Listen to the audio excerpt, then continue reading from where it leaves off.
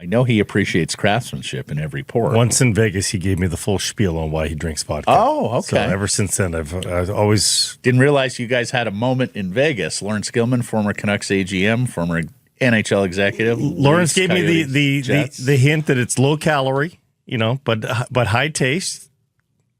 Tito's vodka was where we started, I think. We can't have Tito's anymore, though. No. How you doing? I'm good, except for Blake telling tales out of school. Oh, good. It's just booze. Come on.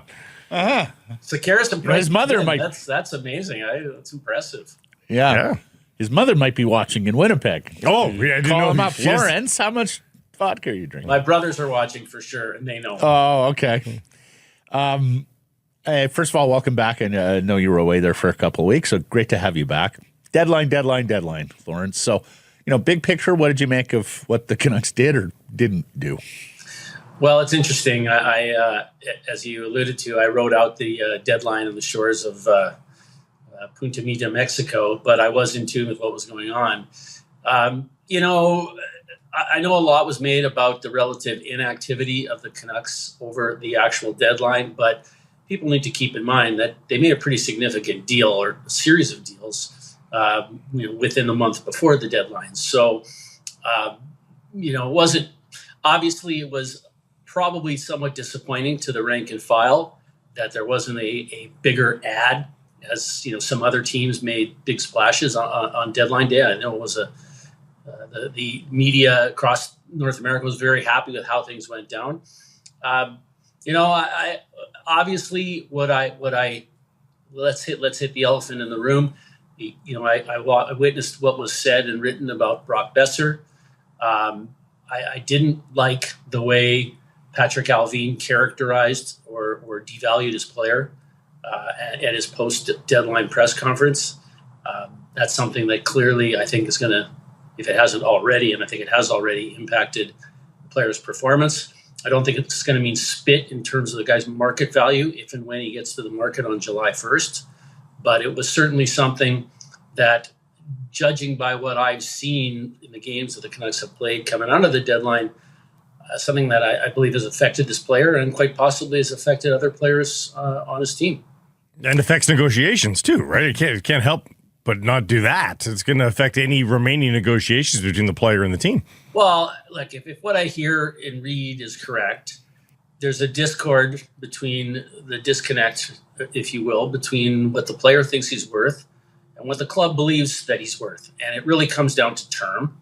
And I'm one who has always said in these negotiations, term kills. But every player, you don't get to be a professional athlete at this level, make it to the National Hockey League without being supremely confident. And you got a situation where Brock Besser is sitting there and he's saying, I'm worth a 7 or 8 year deal. And by the way, you guys handed out these kind of deals to 3 players before me, to Quinn Hughes and to JT Miller and to Elias Pettersson. And I think, it somewhat was a slap in the face to the player, whether he's right or wrong, that the team only offered him, a term of, let's say it's 5 years, whatever it was. So that right off the hop, things weren't going to be warm and fuzzy between the player and the agent and the team. And then afterwards, when the GM comes out and publicly and says, I didn't get offered basically a pail of pucks, to quote a former owner that I worked for, a pail of pucks for the player, that's something that's going to further drive a wedge between this player and the agent and the team. That being said, cooler heads can always prevail, and one must always be pragmatic. And I wouldn't say that it's a fait accompli that the guy's gone at the end of the season, but right now it's not looking good. Let's put it that way. Allvin began last week by saying no steps back, and he didn't see himself on the rental market. You tell me, given the cost of rentals, was this team worth adding to? Well, I mean, they're clearly not the team they were up front when they started. I think they're better defensively for sure than they were at the start of the season. And yes, they could stand to have used another forward, particularly a top 6 forward. The rental price was high. It always is high. Draft picks have their lowest value in the entire calendar on the day of the trade deadline. After that, the value of a draft pick shoots up. And then when you go to the draft and you want a second-round pick for a player that's under contract, the other GM will say, I'm not giving you a second-round pick. Yet on deadline day, they're throwing second-round picks around like flowers. Could they have acquired somebody, with a rental with one of their picks? Yes, they could have. Might it have made a difference? Yeah, I think it might have. They're already in the playoffs, whether they know it or not. There's 18 or so games left in the season. Tonight's game against Calgary is most assuredly a playoff game. I mean, they have to win like as many games as possible going forward, and having more depth up front, that would have been incredibly helpful to them. Now the flip side of the equation, Laurence, was no steps back, given where this team is, given the injury status of Quinn Hughes and Thatcher Demko. Is that penny wise and pound foolish? It's pretty tough when you're basically in a playoff spot at the deadline. It's pretty tough to raise the white flag and say this isn't our year, even though there have been enough significant lightning bolts that have struck this team from the start of the season to today, whether that's the discord that existed in their dressing room, whether that's the significant injuries that have occurred, both to significant players throughout the roster, and whatever discord might exist between the players and the coach, because I think you've got a frustrated group, both on the ice and behind the bench. That being said, you're in a playoff race. It'd be different if they were 4 to 6 points out of a playoff spot going into the deadline or more, but they weren't. They had the 8th spot nailed down on the day of the deadline. If they were 1 point out of it. I can fully understand why they didn't have a sell-off. And as I said, that's not the nature of the way that Canucks have been run historically. The Canucks are going to need another center sometime between now and July 3rd. That's when all the good centers are going to be available. Past July 3rd, I don't suspect there will be any good centers. With that in mind, either this past deadline or now at the draft, do the Canucks have to consider parting with one of their blue chippers, and they've really got two in Lekramacky and Wielander? How else do they get the next center? Because as we're seeing right now, there isn't a whole lot of top end on the Vancouver Canucks forward set. They're going to need to find some, but you got to pay to get. And I just don't even know how they do that without parting with some of their top end talent.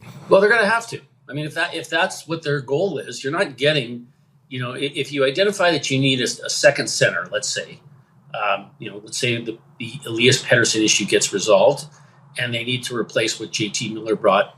You're not getting that asset, particularly one that's going to be younger, on a more favorable contract, perhaps a contract that has term, unless you're giving up a significant asset. Whether that's Lekramacky or whether that's Wielander or whether it's anybody else, or a first-round pick, whatever the case is, you're not getting, they don't fall off trees, as we've talked about many times. So, but I would add, from the time the trade deadline passes, people then take stock of their place in the cosmos, so to speak, and deals get done. They get done, in May, and they get done in June, and they get done at the draft. And, there's lots of opportunity for them to improve their team between now and July 3rd, as you said.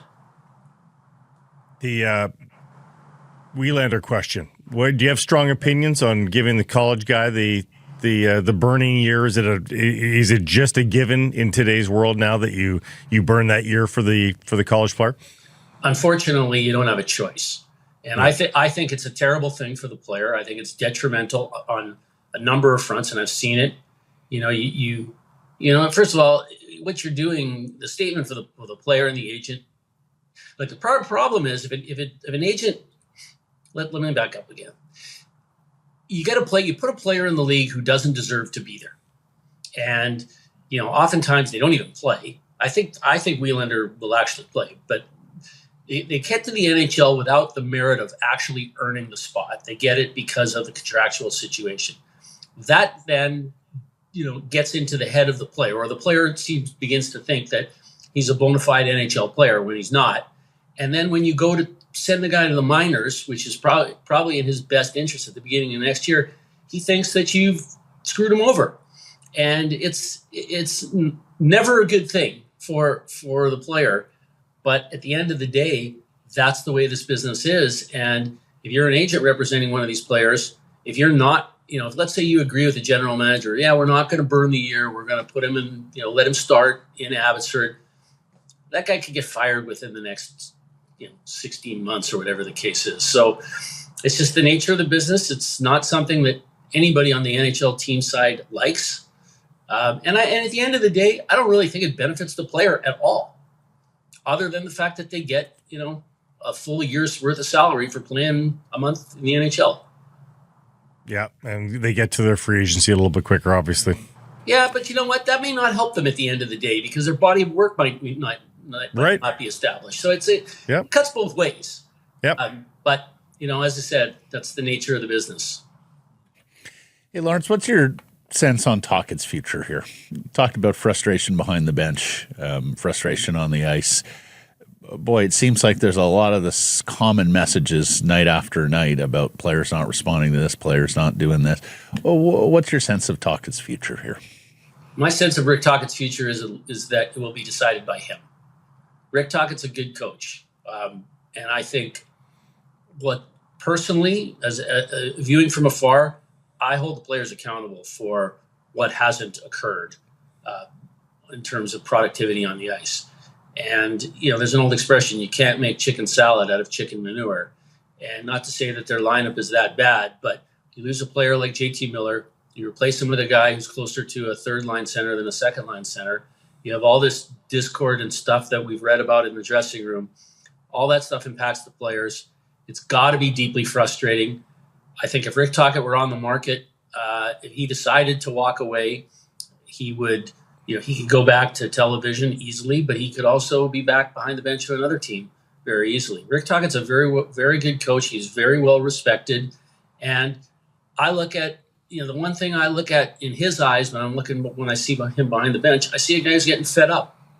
And, I think at some point, he's a proud guy. And I watched your segment with John Shannon yesterday. He doesn't necessarily need the money. And yes, there are only 32 of these jobs, but sometimes the juice isn't worth the squeeze. And I think that's what's being weighed in Rick Tocchet's mind at this point. Have you had a discussion with a coach before in this situation where, they're just not listening to me? Have you ever had to deal with an exasperated coach here? And what's that discussion like? I think it's fair to say that towards the end of Alain Vigneault's tenure, that there was disconnect between him and the team. I think it bothered the players, quite honestly, more than it bothered him. I don't think too many things bothered him have bothered him in his life. But I didn't get they're not listening to me and what am I going to do? I mean, yeah.